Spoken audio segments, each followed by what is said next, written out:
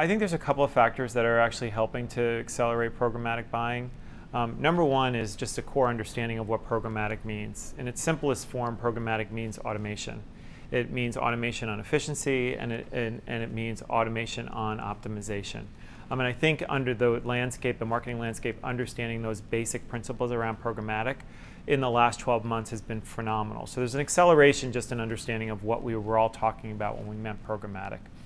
There was a lot of misinformation just a year ago around what programmatic was. The second trend I think that's really pushing us is there's the ability that we have data management platforms now that can collect information and data and provide insight into that, the use of the data like never before. So when you start thinking about multi-touch attribution and you start thinking about how you use data to optimize your media plan on an ongoing basis, I think that gives brand advertisers and agency confidence that they can actually buy more programmatic.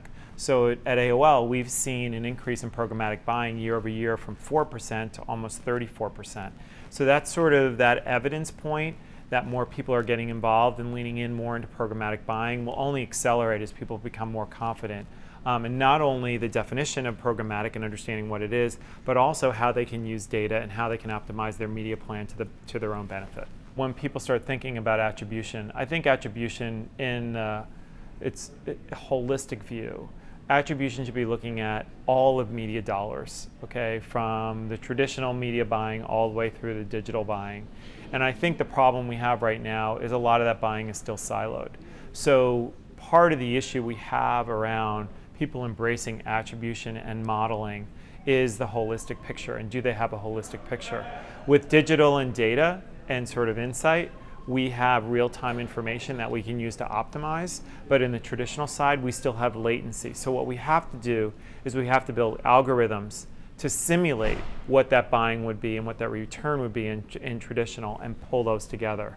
So when you look at a company like we've just bought, like Convertro, Convertro has those algorithms to really figure out in the linear TV space, what are the possibilities, what are the likely outcomes based on algorithms, and tie that together with the real-time digital to actually impact what the buying and what the media spend should be.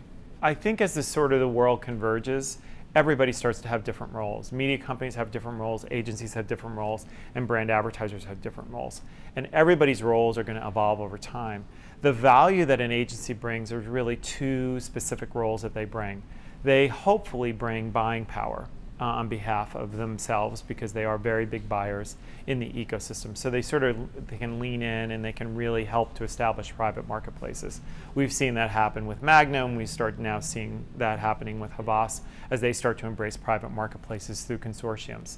The second area that's probably most important is what kind of data strategy do they bring? Okay, so it's great to have a data management platform, it's great to collect data, but it's much more important the intelligence you put on top of that data management platform.